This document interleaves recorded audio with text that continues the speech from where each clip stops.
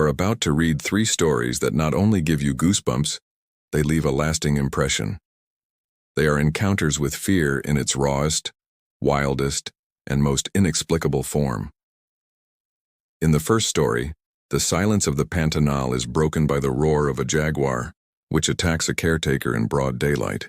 What was routine became a fight for survival, and the tracks left on the ground told a story that not everyone had the courage to hear until the end. Next, the northeastern backlands plunge into darkness and howls. In a village forgotten by time, terror appears with the full moon. The werewolf, a legendary figure who, that night, left much more than legends. He left a real disappearance. And in the third case, fear hides among the trees of a dense forest. A man, seeking peace, finds signs of something that should not be there.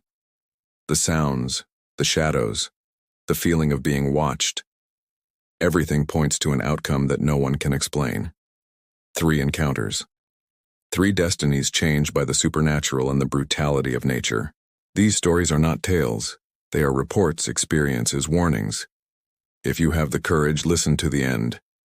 But remember, fear, once felt, cannot be forgotten.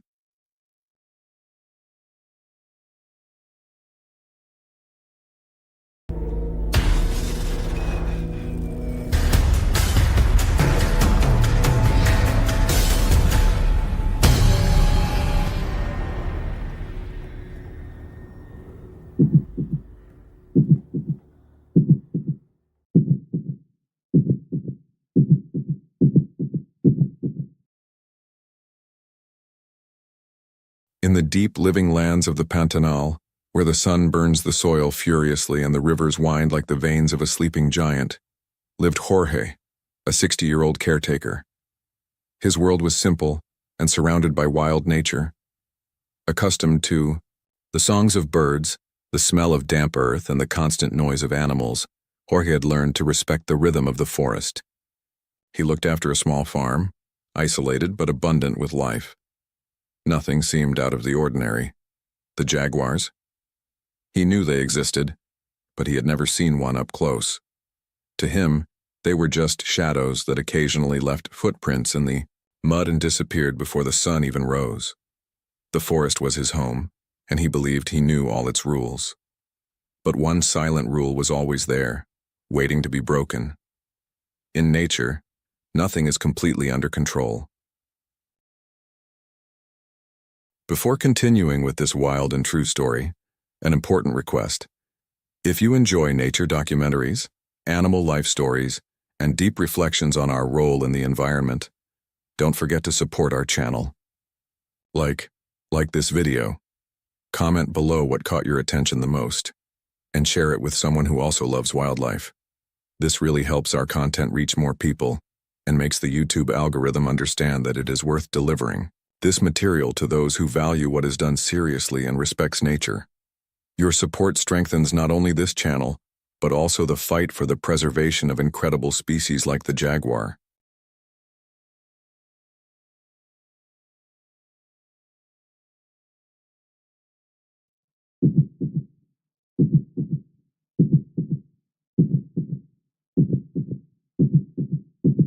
Learning that everything changed. Jorge, as usual, went out early to check the fences of the property. The tall grass swayed gently, and a strange silence hung in the air. He didn't know it, but something was watching him from the shadows. A jaguar, the lord of the fields and rivers, the largest predator in the Americas, was prowling the region. Perhaps the drought had reduced its prey. Perhaps the advance of man had cornered it. It didn't matter. That morning was no longer just another one. Jorge didn't have time to run. The roar cut through the air like a gust of thunder, and before he could understand, the fight for survival had begun. From that moment on, the goal was only one: to survive, to overcome the beast, and to return home alive. The jaguar is no ordinary predator. Its strength is legendary, its bite capable of piercing skulls, its muscles shaped for attack. Jorge was injured. Every second was an eternity, and instinct spoke louder. He crawled, hid, and screamed for help. The forest seemed deaf. Nature seemed indifferent. Meanwhile, the predator circled, sniffed, and decided its next move. Jorge faced the weight of fear, pain, and helplessness. There were no weapons, no shelter, only the hope that someone would find him. But it wasn't just the physical attack that challenged him. It was also the psychological weight of facing an animal that represented the essence of the jungle. Fear was no longer a sensation, it was a constant presence, as real as the sound of branches breaking around him.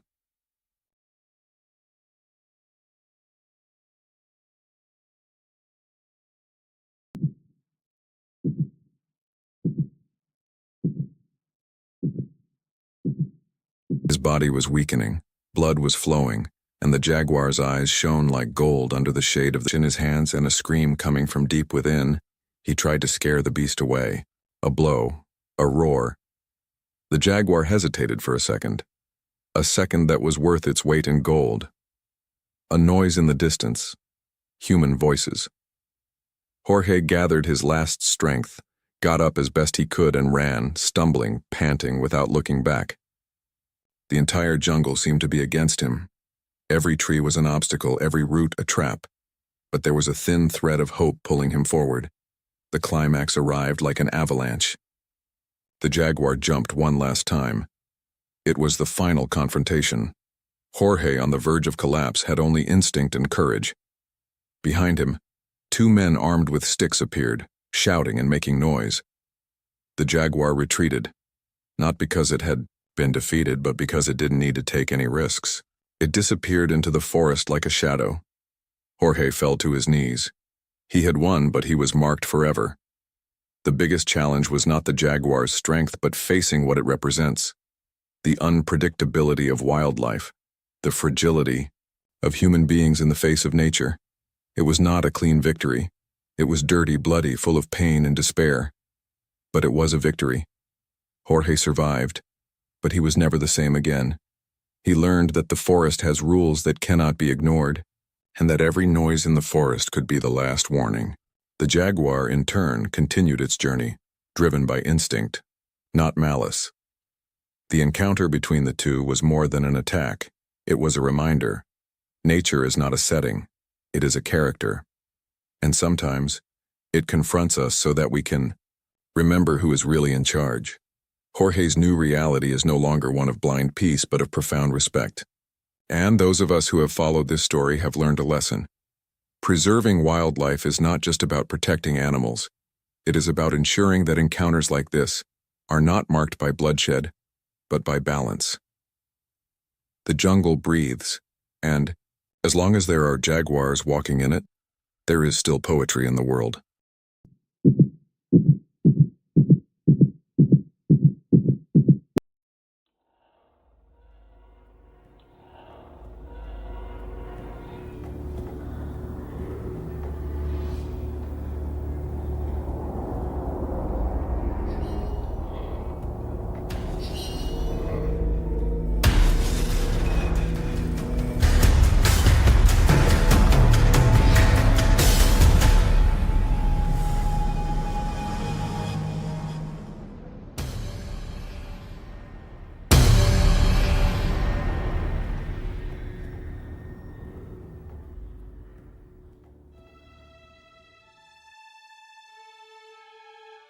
Night was falling heavily over the backlands of Bahia when old Benedito, a former cowboy known for his unshakable faith, was getting ready to sleep on the porch of his simple mud house.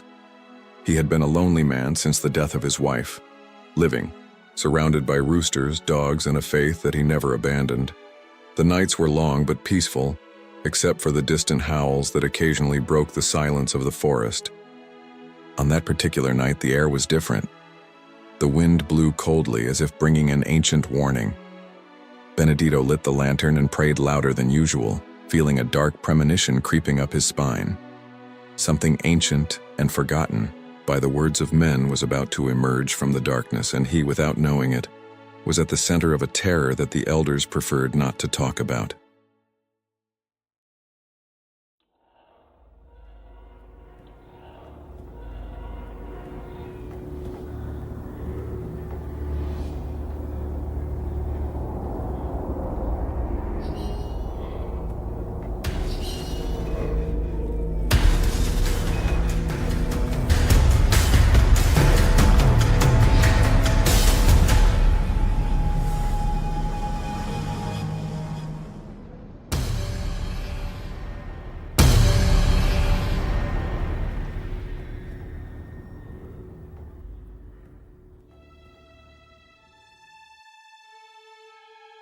At dawn, a scream of both human and animalistic sounds pierced the darkness.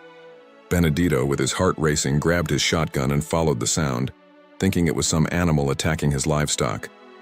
But what he found was an impossible scene: giant claw marks embedded in the ground, a torn ox and a wooden cross turned upside down in the pasture. Confused and terrified, he went to the village church but found it open, empty, with all the saints facing the wall. Father Clementino, who was sleeping in the back, said only, "The werewolf is back, Benedito, and he's hungry." The old cowboy, skeptical until then, was forced to believe. Now his goal was to survive until dawn and protect the village from a curse that seemed to have awakened precisely to hunt him.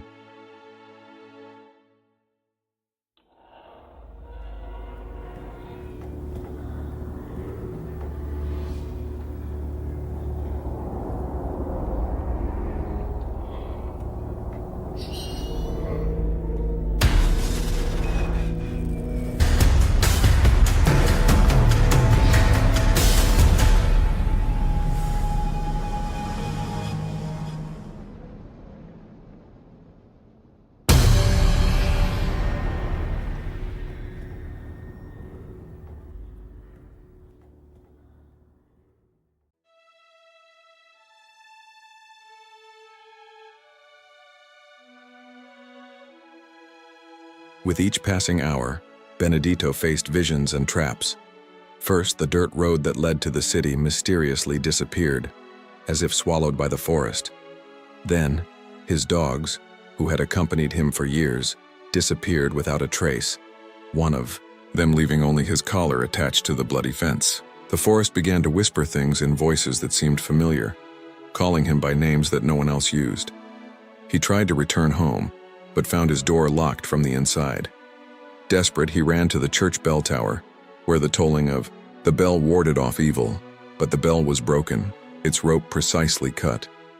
The creature, he realized, was intelligent and liked to play on fear before attacking. He was surrounded.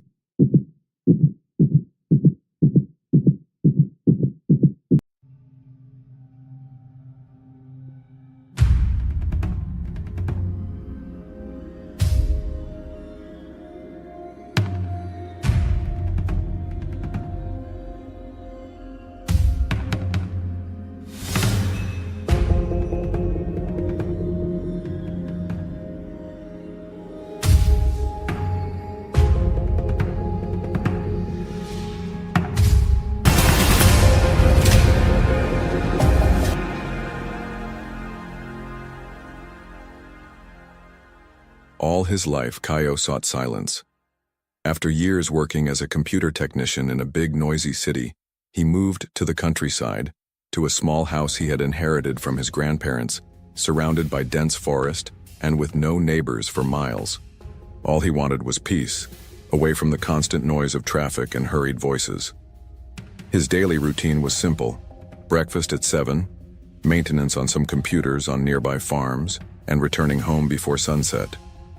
At night, he liked to listen to the sounds of the forest: crickets, owls, the rustling of trees in the wind. To Caio, that was like a perfect melody. His ordinary world was made of silence, routine, and solitude. No scares, no surprises, until one morning that silence was broken by something that was not part of the forest: a slow, continuous knocking on the back door.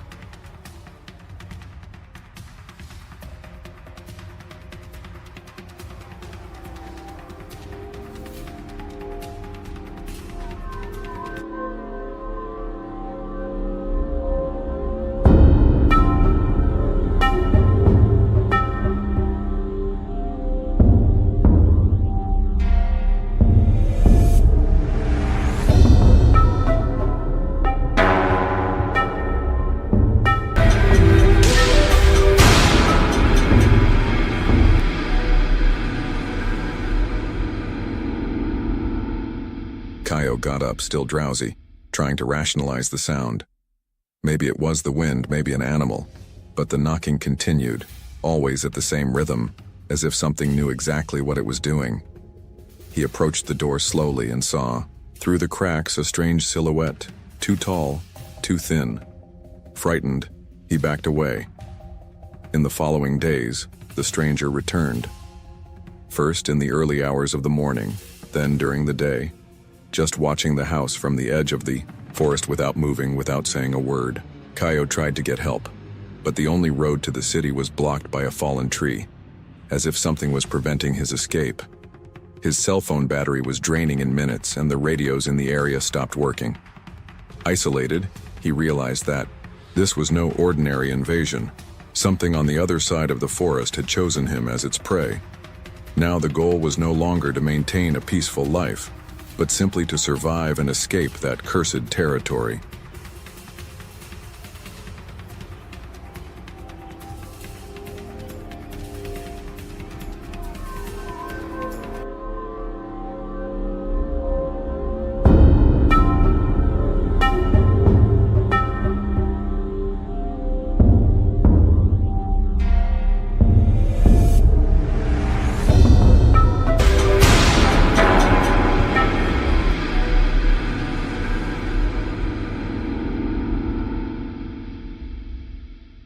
Over the next week, the noose tightened.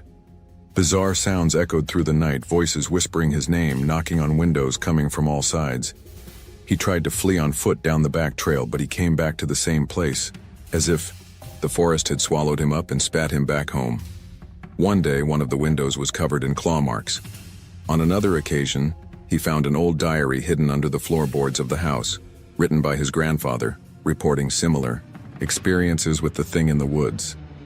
In the pages, an ancient ritual was described, performed by local residents to seal the entity. But the ritual needed elements that Caio would have to find in the forest. Bones of an animal buried in waterlogged soil, owl blood, and a candle made of human fat. The last part made him panic. The nights became more intense and the attacks more frequent. He began to lose track of time, forgetting simple words, as if his mind was slowly being consumed by the evil presence around him.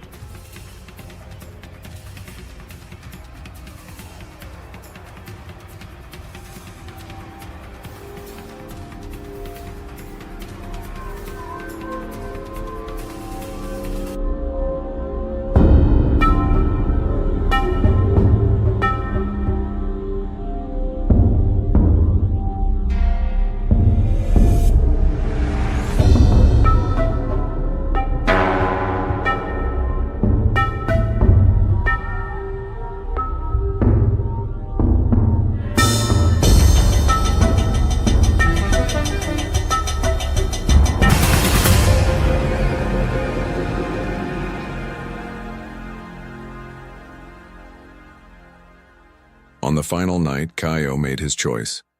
Either he would face the entity or he would die there. With the instructions in the diary, he improvised the ritual. He couldn't find a candle made of human fat, so he burned one made of wax soaked in blood from his own hand, hoping that would be enough. When he lit the flame in the middle of the room, all the lights went out, and the creature entered. It was tall, with long limbs like twisted branches, pale skin like ash, and empty eyes. The house shook. Caio recited the words from the diary, even though his voice was breaking while he held the candle to his chest. The creature advanced, its fingers cutting the air like invisible razors. At the last line of the incantation, the candle's fire exploded into a white light that swept everything around. Caio fell unconscious. When he woke up, the sun was shining and the presence was gone. The forest was silent again, but now, an eerie, almost respectful silence. He survived, but he would never be the same again. The lesson was clear to Caio. Not all silence is a sign of peace. Sometimes what is quiet is just waiting for the right moment to strike. He returned to the city soon after, selling his house, and cutting ties with that place. People called him paranoid, said that isolation had driven him crazy. But Caio knew what he saw, and he knew that there are things that cannot be explained. He learned that escaping the chaos of the city does not mean escaping the horrors of the world, because some horrors make no noise, leave no clues. They just wait, patient, in the shadows of oblivion. His new world was now simpler, but he never slept with the lights off again. Never again.